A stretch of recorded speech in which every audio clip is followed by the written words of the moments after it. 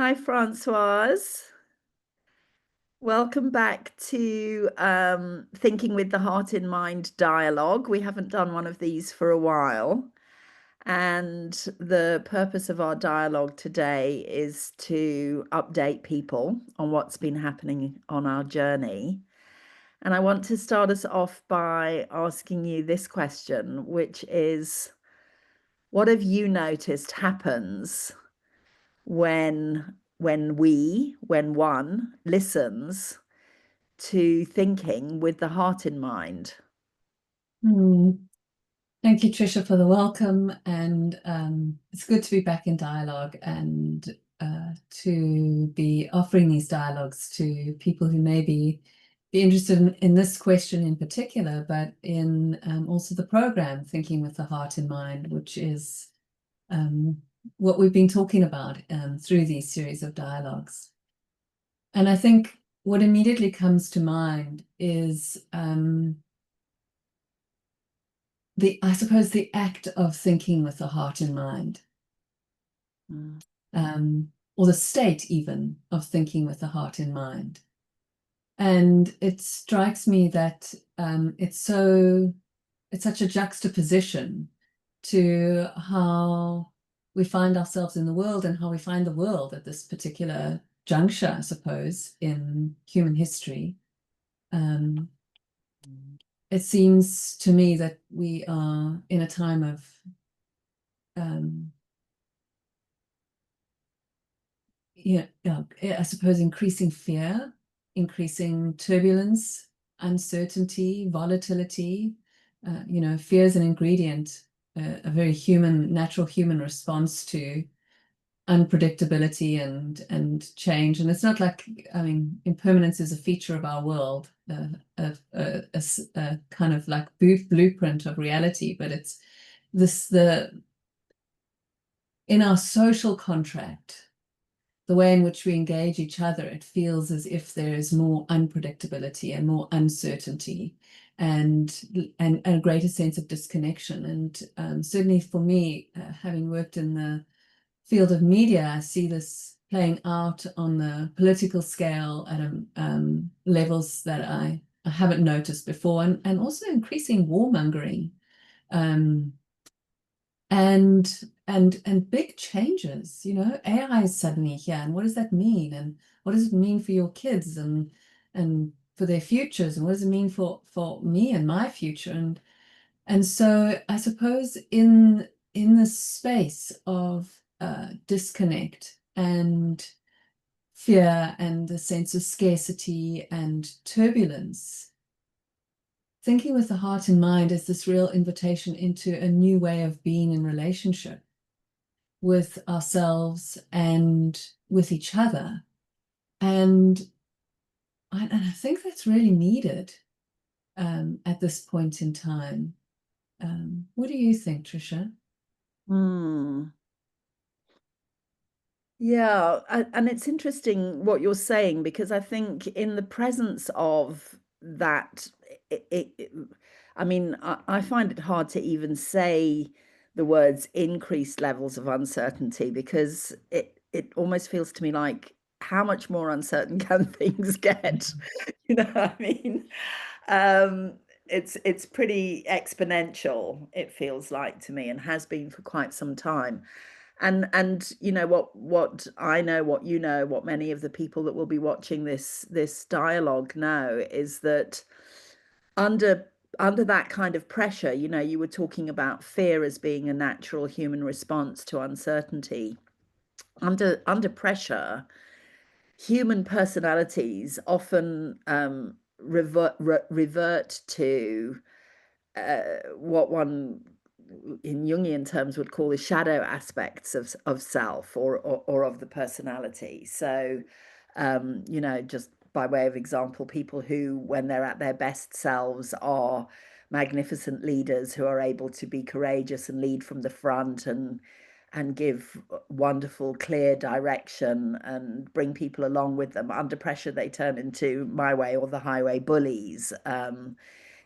People who are often kind of inspiring and inclusive and phenomenal at creating teamwork under pressure just become chaotic and make rampantly bad decisions. So it's almost as if, because we're under so much pressure of uncertainty at the moment, the human behavior that we're seeing, maybe in ourselves, maybe people are noticing this about themselves, um, but certainly in the world, as you were saying, this kind of warmongering, this sort of polarization of perspectives, this inability to listen to one another, this inability to be interested in a perspective that's different from your own.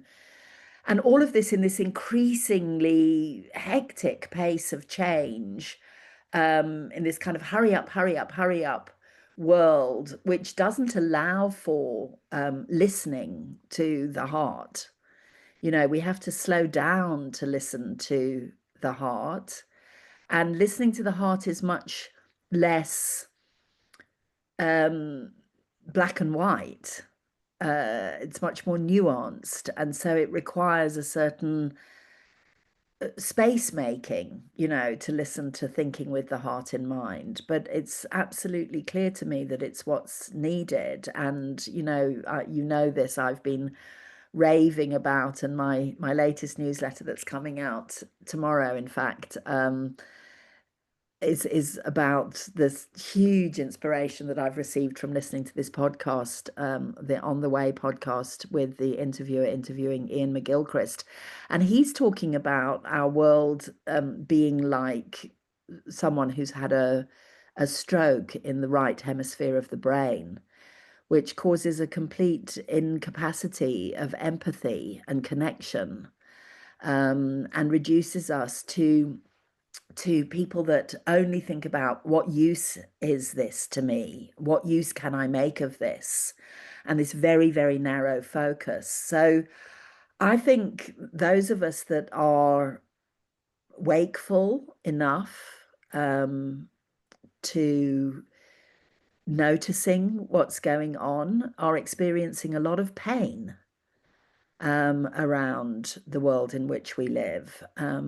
And we need islands of sanity, as Margaret Wheatley calls them. And I think that's what our program is seeking to restore and create for people, is an opportunity to learn how to create an island of sanity within yourself and between yourself and others. What do you think?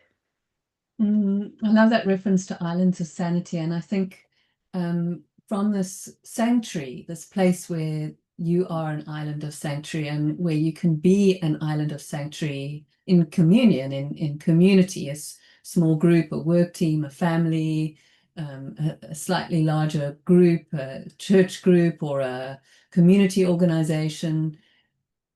Out of those islands of sanctuary, we actually are we're in relationship in a different way. We being the change we want to see in the world. And I think listening with the heart in this, well, the program Thinking with the Heart in Mind, and just the act of listening with the heart in mind, is this invitation into a new way of being. And I think such a important, necessary, and yearned for shift is made possible through the participation in the program. It's really this invitation to step into being different in the world, and being in a different world, being in the act of creation. And as I kind of think about creation, I think about also our process of listening to Thinking with the Heart in Mind, which has been quite a journey. I mean, we started off doing a lot of thinking about Thinking with the Heart in Mind, and then we ran a pilot, and then we really listened. We got feedback from the pilot, and we listened in, and then we, in the wake of the feedback, we met again with people who'd been in the pilot, and we invited them to think with us more. And out of that, what was really loud and clear was this resonance around space, an island of sanctuary, place for reflection, um, and really this need to embed and integrate the skills and the practices that we offer through Thinking with Heart and Mind into everyday life, so that the program invites this new way of being, but then it also helps you integrate and embed it. And we've been doing quite a bit of thinking about that. And this year, one of the things that we did was we expanded the program, and we offered it to an expanded version of the program, and we offered it to people. And then in the wake of that, we got feedback and we had to think some more. And so the net result of that is that um, we've had to be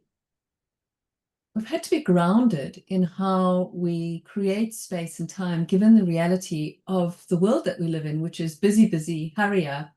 And so it's this, we kind of were grappling with this tension. Well, how do we meet that? How do we create an island of sanctuary in this crazy, busy, busy, hurry up, disconnect, polarized world? And so what we've done is we've kept this expanded program, but we've, instead of trying to fit it into, I think what we had was a 6-session in-person program and a 9-session online program, but we had them in consecutive weeks. And what we've done is said, hold on, what if we're really interested in integration and embedding? What if we expand this over months, and we still keep the number of sessions, but we give you this opportunity between the sessions to really embed and integrate and try out this new way of being. Mm. What do you think, Trisha, in the wake of Yeah. that thinking? Well, I think you've articulated it really well, because I think one of the things that you and I are both really interested in, and I know that people who are interested in the program are interested in this as well, is sustainability, is being able to sustain the learning. And everybody knows that the way to get something, the way to get behavior change and new habits to become sustainable is practice over time. We know Malcolm Gladwell's 10,000 hours and that whole story. So I think the new version of the program, which means that we're now no longer doing it this year, we're going to start next year instead, and that's one of the things we wanted to inform people about through this latest dialogue video, um, is going to give people the same access to the material, but over a much more gracious and spacious period of time, which is going to also allow for the building of relationship between the cohorts of people that are doing the program. I think I'm very clear that people are going to learn as much from each other as they do from us. They're going to learn as much from the sharing and the journeying and the learning and the experiencing and the insights and the developing of awareness that's going to come from the group as a whole as they journey together. And so I really love the fact that what we've done is yet another redesign into something which is much more of a journey over time. And yeah, I think that that's going to, because I want people to walk away with something that they can count on. And I think that that reliability and that being able to count on this as a way of being is something that's going to come even more strongly and reliably through this new design that we've got. What do you think? Yeah, I guess I'm just very animated by the description, well, the use of the word journey, and it just brings to mind this metaphor that you and I have been kind of playing with as we've been building and designing this program.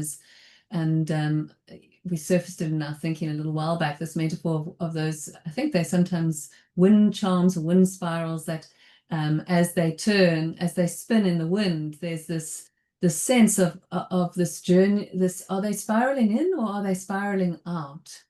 And I think really it's that's the invitation of this program, is this capacity to, in this space that in this time that we live in, to build go on a journey where you're both journeying inwards and shifting that relationship and journeying outwards, being in shifting the relationship not only with self but with other. And with those others in mind, I'm wondering what might be useful for them to know about the kind of practical aspects Mm. of this change, Trisha. What do you think people need to know about next steps if Yeah. they're interested in the program? Great, thanks. So one thing we're going to do when we post this video on LinkedIn is we're going to give people a link, which we did in the past, and this link will take them back into your website, and the new program details will be available there. And essentially, as you've already said, we're still keeping the 6-session in-person program, but it's going to go over 6 months. So it's going to be once a month, not once a week. And we're keeping the 9-session online program, but again, over 9 months. So much, much more of a journey, much more time to practice, much more space and grace to practice and to get to know the people that you're traveling with. Really excited about that. And so the link will take people to all of that information, but also to our contact details, because I know that something both of us would really enjoy and love would be if you are interested and if this is something that does spark curiosity for you and you'd like to know more and you'd like to have an opportunity to a conversation with either Francoise or me or both of us together, we can always set that up.